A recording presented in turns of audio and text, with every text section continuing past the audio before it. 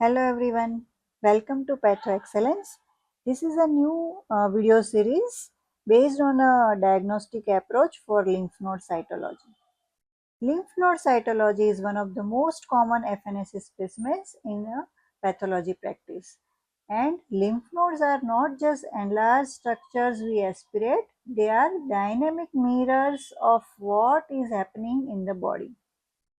And to interpret lymph node cytology correctly, we must first understand the normal lymphatic system and lymph node groups, because every lymph node tells a regional story. The site of the node often gives the first clue to the underlying pathology. So in this video, we will revise the lymphatic system from a postgraduate perspective, focusing on anatomy, function, drainage patterns, and their direct relevance to pathology and oncology. This lecture will form the foundation for upcoming videos on lymph node histology and cytology. Now, why lymph node cytology is important? Lymph node FNAC is often the first line investigation for lymphadenopathy. It is rapid, cost effective, minimally invasive, and helps decide whether a patient needs biopsy, further imaging, or oncologic management. That's why understanding the lymphatic system is clinically and diagnostically crucial. And what are the learning objectives in this particular session? By the end of this lecture, you should be able to understand the normal lymphatic system, lymph node anatomy and drainage, correlate structure with immune function, and appreciate how this knowledge is applied in lymph node cytology and pathology practice. So, let's begin with the lymphatic system. The lymphatic system is part of the circulatory system and the immune system. It is comprising of a network of lymphatic vessels that carry clear fluid called lymph, which is unidirectionally going towards the heart. Now, functions of the lymphatic system. Most common is maintenance of fluid balance, absorption of dietary lipids by the help of lacteals means lymphatic capillaries, immune surveillance, which is one of the most important function, antigen presentation and lymphocyte activation, and transport of immune cells. Now, what are the components of lymphatic system? It consists of lymph, lymphatic vessels, lymph nodes, primary lymphoid organs and secondary lymphoid organs. Now, lymph. The composition of lymph is lymphocytes, proteins, lipids or chyle, and antigen and microorganisms. Now, it is a clear fluid derived from interstitial fluid. Second is lymphatic vessels. So, these vessels are consist of, first is blind-ended lymphatic capillaries collecting lymphatic vessels, and lymphatic trunks and lymphatic ducts. Let us understand how lymph circulates in the body, starting from the tissue and finally draining into the venous system. So, lymph circulation begins in the interstitial space of tissues. Due to capillary filtration, excess plasma fluid, proteins, waste products and cells accumulate in the tissue spaces. This excess fluid is collected by these lymphatic capillaries.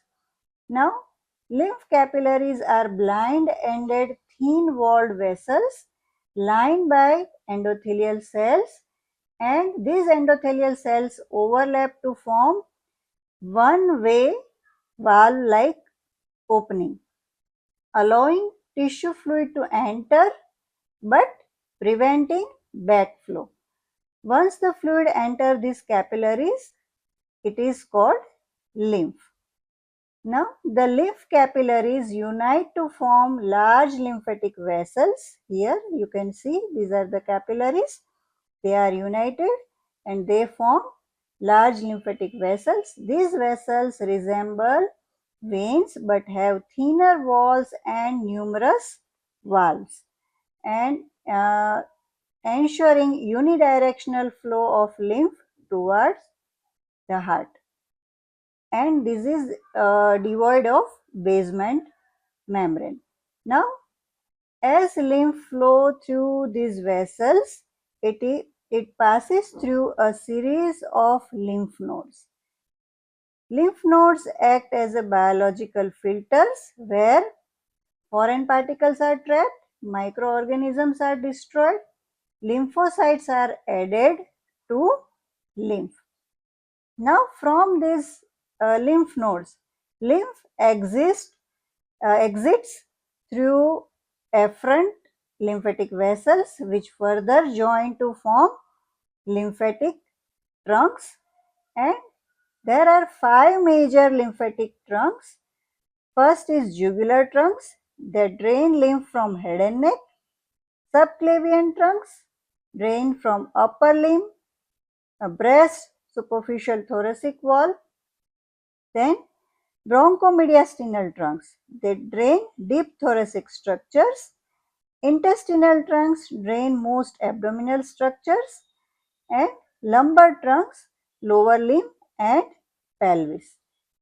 These trunks finally drain into one of the two main lymphatic ducts. So, the two ducts are, one is thoracic duct and second is right lymphatic duct. Now, the thoracic duct is the largest lymphatic vessel. It drains lymph from both lower limb, left side of thorax, left upper limb and left side of head and neck. So, here you can see this yellow color denotes drainage area of thoracic duct, and here you can see this purple area denotes the area drained by right lymphatic duct. So, the right lymphatic duct drains lymph from right upper limb, right side of thorax and right side of head and neck. Now, it opens into the right subclavian vein as at its junction with the right internal jugular vein, right here. And the thoracic duct, which is the longest, and it opens into this left subclavian vein at its junction with the left internal jugular vein. So, this is longest thoracic duct, this is right lymphatic duct. So, in this way lymph is finally returned to the venous circulation, maintaining fluid balance, immune surveillance and transport of absorbed fats. So, lymph circulation is a one-way journey from tissue spaces to lymph capillaries, lymph nodes, ducts and finally back into the subclavian veins. Now, primary lymphoid organs, they consist of, one is bone marrow, another is thymus. So, bone marrow, it is site for hematopoiesis. B lymphocyte maturation is occurring here. Central torulence induction is with the bone marrow. Now, thymus, where T lymphocyte maturation is there, positive and negative selection. It consists of cortex and medulla, and this is the Hazel corpuscle. So, this is the histologic section. It is situated just above the heart in between right and left lung. It is having right lobe and left lobe, and is primary lymphoid organ. Now secondary lymphoid organs. So this is divided into three. One is lymph nodes, spleen and malt, which is mucosa associated lymphoid tissue. It is this malt is example of malt are tonsils, Peyer's patches and appendix. Lymph nodes, these are organized secondary lymphoid organs. They filter lymph. B cell zone, which is cortex, paracortex is a T cell zone, and medulla is plasma cell rich. Second organ is spleen. It filters blood, not lymph. This is important. Largest secondary lymphoid organ, white pulp and red pulp, where white pulp showing periarterial lymphoid sheath which consists of T cells and presence of lymphoid follicles which is made up of B cells, and it is related to immune response to blood-borne antigens. Now, splenic cords and sinusoids. They are main part of red pulp. As the name suggests, red because it consists of RBCs, and its function is to remove aged RBCs and as a platelet reservoir. Now, malt or mucosa associated lymphoid tissue, which is non-capsulated lymphoid tissue, continuous antigen exposure, IgA mediated immunity is there. Now, the most important part of this topic is related to lymph nodes. So, what is lymph node? So, lymph nodes are small bean-shaped structure that constitute a major part of the body's immune system. It filters substances that travel through the lymph fluid and contain lymphocytes that help the body fight infection and disease. There are hundreds of lymph nodes found throughout the body. They are connected to one another by lymph vessels, and clusters of lymph nodes are found in the neck area, axillary area, chest area, abdomen and groin area, right? So here this is different groups of lymph nodes in the body starting from head to toe. One is cervical, axillary, abdominal, mediastinal, inguinal and popliteal. Now let's talk about lymph node groups and drainage. Each lymph node group drains a specific anatomical region, and this predictable pattern is the foundation of clinical examination, imaging, FNAC and cancer staging. A normal lymph node both anatomically and cytologically reflects this organized structure and function. Here, regional lymphadenopathy is caused by localized process like infection or malignancy, and which is limited to the lymph node receiving efferents from that area. So here understanding the pattern of lymphatic drainage is helpful in the evaluation of patient with lymphadenopathy. So this is a table which I have taken from one of the book of Lymph Node Cytology. In this, here lymph node location and lymphatic drainage is given in detail, starting from head, neck, left supraclavicular, right supraclavicular, upper limb, as well as axillary, thorax, as well as lumbar region and abdominal, visceral and pelvis system along with the lower limb lymph node groups. So if you want to learn it in detail, you take a copy from this, and here I have made a concise form of these different groups of lymph node and its drainage area. So here if we see head and neck lymph node, they are divided into submental, submandibular, preauricular, postauricular, occipital and cervical lymph node in the form of superficial and deep cervical lymph node. So submental, it is draining midline structures below mouth. You have to remember like this.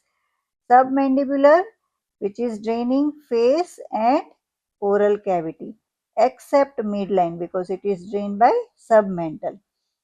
Preauricular, which is draining eyelids, conjunctiva, temporal area and external auditory canal.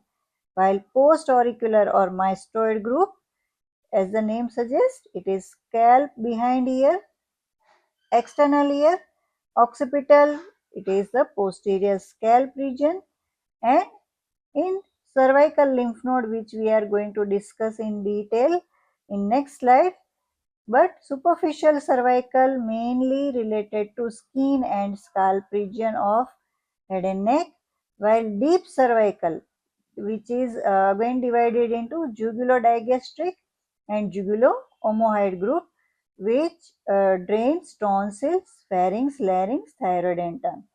So jugulodigastric is tonsillar node. Important group is a parotid lymph node group where it drains lateral face, eyelids, conjunctiva and ear, and they ultimately drain into deep cervical group. Now brain, it is having only a, it is called lymphatic system, means glial tissue which acts like lymphatic system. Brain does not have any lymph node and they drain, this brain drainage is via meningeal lymphatics and they ultimately drain into deep cervical nodes. So this is how you can remember. Here it is in a diagrammatic view where preauricular lymph node, mainly if they are enlarged due to scalp infection or tuberculosis and malignancy related to skin, lymphoma as well as head and neck region. So here this is submandibular, which is draining oral cavity related to squamous cell carcinoma of head and neck. Here anterior cervical related to larynx, tongue, oropharynx and anterior neck region. Posterior, it is same as preauricular node, and here it is supraclavicular node, which is draining gastrointestinal tract, genitourinary tract, pulmonary and malignancy related to abdominal and thoracic area.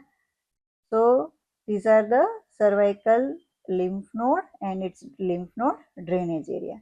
Now surgically, cervical lymph nodes are divided into 6 to 7 groups or 6 to 7 level, and some may consider only 5 groups for staging of carcinoma, which is for the basis of selective neck dissection. So radical neck dissection, whenever you receive, you have to gross all the lymph node according to its level. So level 1A and 1B, which is submental and submandibular. Here it is, you can identify it is below, above the hyoid bone. Level 2, 3, 4, 5 are in the lateral compartment. So here you can identify, first of all, whenever you receive radical neck dissection specimen, you identify which is the upper margin of the sternocleidomastoid. So sternocleidomastoid is divided into three parts. Upper part where you do grossing and identify level 2 lymph node. So it is again divided into level 2A and 2B. 3 which is near the middle part of the sternocleidomastoid muscle, and it is mid jugular, right? And level 4 it is jugulo-omohyoid or inferior jugular, and level 5 level level 5 it is behind the sternocleidomastoid muscle, and it is called it is near the inferior spinal accessory now. And level 6 which is called central compartment, and it is pretracheal and paratracheal lymph node group, while level 7 it is infraclavicular lymphatic group. And the probable source of nodal metastasis, if you identify enlargement of this lymph node, then level 1 is associated with malignancy of oral cavity and submandibular gland. Level 2 related to nasopharynx, oropharynx, parotid, supraglottic larynx. Level 3 which is oropharynx, hypopharynx, supraglottic larynx. Level 4 subglottic larynx, hypopharynx, esophagus and thyroid. Level 5 which is nasopharynx and oropharynx, and level 6 and 7 they are related to thyroid, larynx and lung. If bilateral lymph nodes are there, then it is commonly associated with malignancy of soft palate, tongue, epiglottics and nasopharynx. Here this is again a important chart where you can identify the position of level 1, 2, 3, 4, 5 in detail, along with its primary site of drainage area. Now what is sentinel node? So sentinel node, it is the first draining lymph node in case of any infection or malignancy. So highest jugular digastric node near the angle of mandible is called sentinel node, and the signal node, it is the lowest along the internal jugular chain, called the virtuous node. So virtuous node is a supraclavicular node located in the left supraclavicular fossa immediately superior to the clavicle, and it receives lymph drainage from abdominal cavity. And the finding of this enlarged virtuous node is referred to as a Trojer's sign, and it indicates the presence of malignancy in the abdomen, specifically gastric cancer or pancreatic, that has spread through the lymph vessels. Now this is Waldeyer's ring. It is a tonsillar ring, refers to collection of lymphatic tissue surrounding the superior pharynx. So it is consists of 4 types of tonsils. So one is lingual tonsil. So lingual means tongue. So it is located at the base of the tongue. So palatine tonsil, they are which we are called is common tonsils. They are 2 in number, right and left, and tubal tonsils.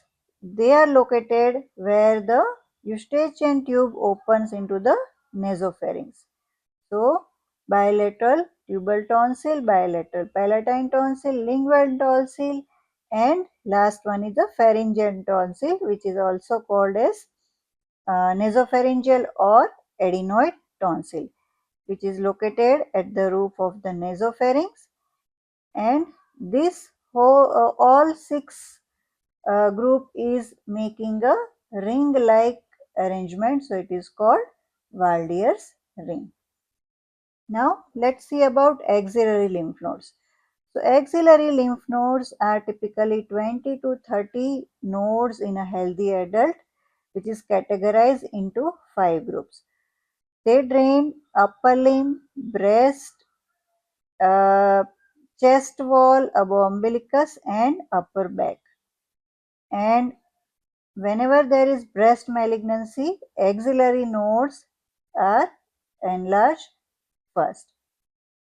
So what are these total groups? 5 groups. One is, this is anterior pectoral group, this is posterior group, lateral group, here the central group, and this group is draining into this apical group, and ultimately it is uh, emptying in subclavian trunk. Now epitrochial or supratrochlear lymph node group, which is related to leprosy. Important to note. Then mediastinal lymph node. They drains they drain lungs, bronchi, heart, esophagus, and whenever there is lung malignancy, hilar and mediastinal nodes are enlarged. Now abdominal lymph node. Para-aortic, which is lumbar nodes, draining kidneys, adrenal gland, testes and ovaries. So whenever there is testicular malignancy, the lymph node enlarged are para-aortic, not inguinal, right? Now pre-aortic. So pre-aortic nodes mainly draining GIT organs, liver, pancreas, spleen. Pelvic lymph node are internal iliac and external iliac, mainly draining pelvic organ, prostate, cervix and upper vagina by internal iliac. Urinary bladder, prostate and uterus are drained with the help of external iliac nodes. Inguinal lymph nodes, superficial and deep, so they drain lower limb, lower abdominal wall, external genitalia, perineum and anal canal. And glans, penis and clitoris are not drained by this superficial inguinal lymph node, but they are drained via deep inguinal node. So deep structure of thigh and glans, penis and clitoris is they drain into deep inguinal lymph node. Popliteal, lateral side of foot and posterolateral leg.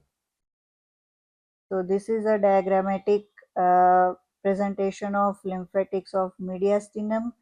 Many lymph node groups are associated with this mediastinal lymph node. So if you know particular area of this mediastinal lymph node group enlargement, then you can have some idea about which organ is primarily infected or having some malignancy. This is a overview of lymphatic drainage of abdominal and pelvic organ, where you can see all organ having different lymphatic drainage group lymph nodes, and they either directly drain into intestinal trunk and via cisterna chyli drain into thoracic duct, or they drain into celiac lymph nodes and drain into intestinal trunk, then thoracic duct. So clinical pulse, here you can remember what is Virchow's node. These are examiner favorite questions. Enlarged axillary nodes, due to breast, melanoma, upper limb pathology. Inguinal lymph node enlargement, it is mainly due to sexually transmitted infection, lower limb lesions. Anal canal below pectinate line. If you find hard fixed nodes, then malignancy related lymph node enlargement, and tender nodes are related to inflammation. So now with the help of this drainage area and some knowledge about this lymph circulation, you have idea of how to approach the lymph node enlargement in different areas, and this will help you to reach your diagnosis in an easy way. So I hope you found this video helpful, and in next topic we will learn lymph node histology and cytology in detail. So keep watching, and yes, if you haven't yet subscribed this channel, please subscribe, like and share for more such videos related to lymph node cytology. Thank you for listening.